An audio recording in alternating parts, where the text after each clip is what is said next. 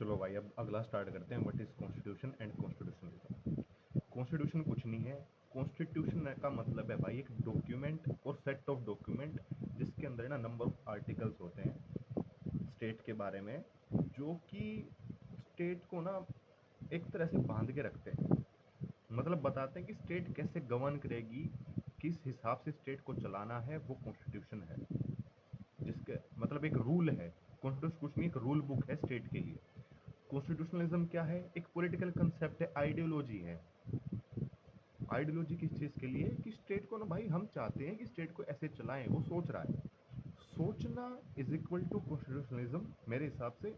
और कार्यवाही हो गई, रूल बन गया, लिख दिया बोर्ड पे, वो है कॉन्स्टिट्यूशन।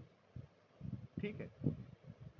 मतलब कि भाई, और बोला जाता है कॉन्स्टिट्यूशन के अंदर है ना कंसेप्ट होने चाहिए, जैसे कि रूल ऑफ लॉ होना चाहिए, independent judiciary, separation of power, fundamental rights. ये डिफरेंट मतलब अलग अलग कंट्री के अलग अलग वो हैं तरीके।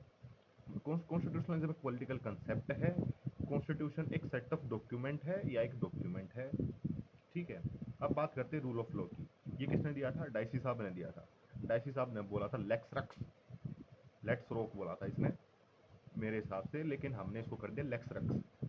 जिसका मतलब यहाँ पर ये है supremacy of law, equality before law और predominance of legal spirit. मतलब भाई कुछ भी हो जाए, चाहे चाहे आगे प्रधानमंत्री हो, कोई भी हो, चाहे आगे चाहे मैं ही क्यों ना हूँ, लीगल स्पिरिट है उसको उठा के रखेंगे, बायसनेस नहीं रखेंगे किसी के प्रति भी। ये था रूल ऑफ लॉ, डाइसी ने दिया था। के थे इसमें? Supremacy of law, equality before law और predominance of legal spirit.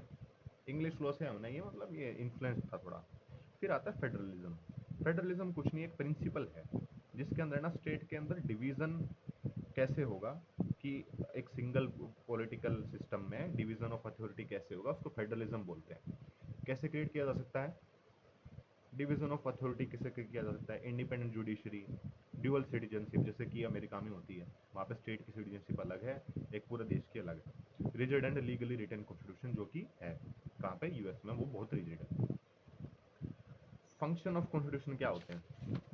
Function of constitution है भाई to provide a set of basic rules to state, specify who has the power to make decision, set some limits on government, fulfill the aspiration of society। Society के लिए बना वो constitution, वही हमारे चुनिंदा लोग ही बैठे थे जिन्होंने बनाया।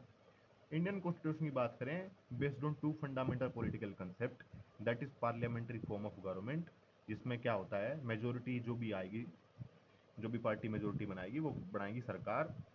लेजिस्लेटिव प्लस एग्जीक्यूटिव हमारा कंबाइंड है, जिसमें एग्जीक्यूटिव है ना वो डिराइव्ड होता है लेजिस्लेचर से, लेकिन रिस्पॉन्सिबल भी होता है लेजिस्लेचर को। और इसमें भाई प्रधानमंत्री हेड होता है गवर्नमेंट का, प्रेसिडेंट हेड होता है स्टेट का। फर्क समझो, प्रेसिडेंट हेड है स्टेट का ना कि गवर्नमेंट का, और प्रधानमंत्री हेड है गवर्नमेंट का, जो भी फेडरलिज्म है हमारे कॉन्स्टिट्यूशन में भी। अब बात करते हैं from where we have the concept. Empirical pass था भाई अपना, अंग्रेजों ने हमारे ऊपर कुछ राज किया, उसके एक्ट आए थे 10,000 तरह के। फिर सोशो इकोनॉमिकल इंडिकेशंस थी, जैसे कास्ट सिस्टम, ये वो।